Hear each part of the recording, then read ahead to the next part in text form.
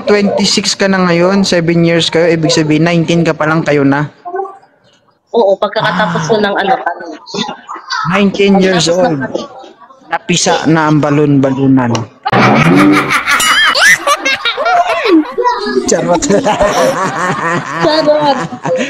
Charing. No, binigyan mo siya ng chance pero hindi natuloy, ganun.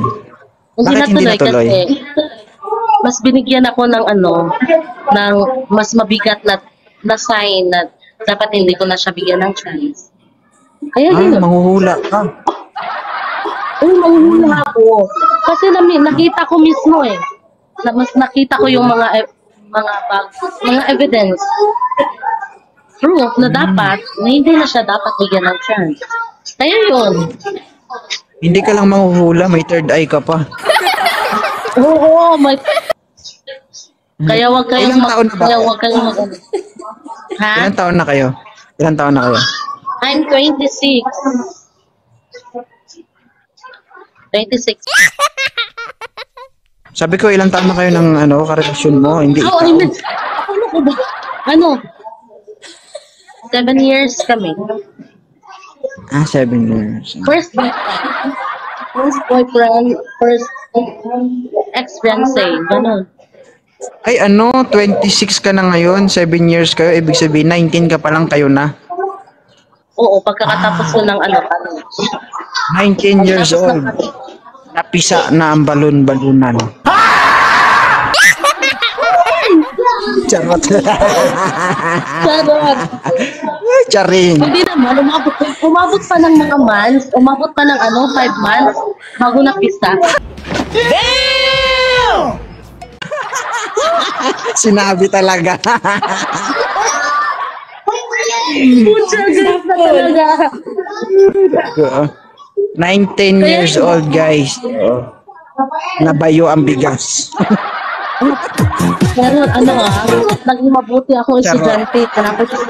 Tinapos ko muna yung college ko. Tinapos ko na yung pag-aaral ko bago ako nag-boyfriend. Siyempre, bago mo tinapos yung college mo, tinapos mo muna siya. Nice. Charot. Charot. Anong feeling I love you? Wala kang ginawa, tumawa lang. Tragis.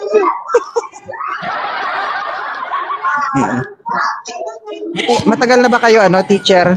Teacher, matagal na ba kayo naghiwalay? Yes, 7 months na. Ilang months? 7 months. 7 years kayo. 7 years kayong nagsama, 7 months din kayo naghiwalay na. Naghilom na.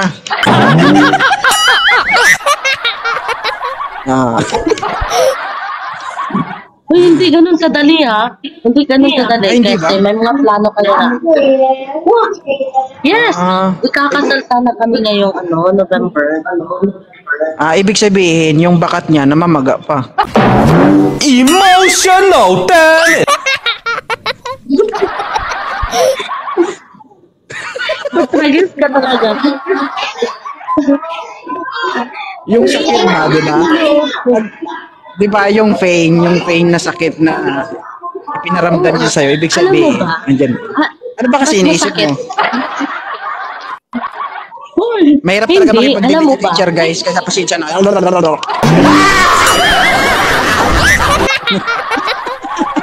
Sige. Alam mo ba, makinig ka lang mo. Alam mo ba na mas masakit yun? Kasi aware yung lalaki. Aware din yung babae. Na siya yung dahilan kung ba't kami naghiwalay, ba't kami nag-aaway. Pero still, sila pa rin hanggang ngayon. Masakit. Diba? Oo, masakit. Mas siguro mas matatanggap siguro. Mas matatanggap ko siguro. Pero supportive ako sa kanya siguro kung ibang Ang tanong ko masakit. Ang sagot, oo, hindi lang. Wala akong sinabi na elaborate mo. Masakit, hindi. Oo, naman yung sakit. Deserve. Shit! Alam mo kung bakit nasabi kong deserve? okay lang yan na naghiwalay kayo. Ibig sabihin, hindi kayo para sa isa't isa. Kaya deserve mong naghiwalay kayo kasi you deserve someone to make you happy. Oh,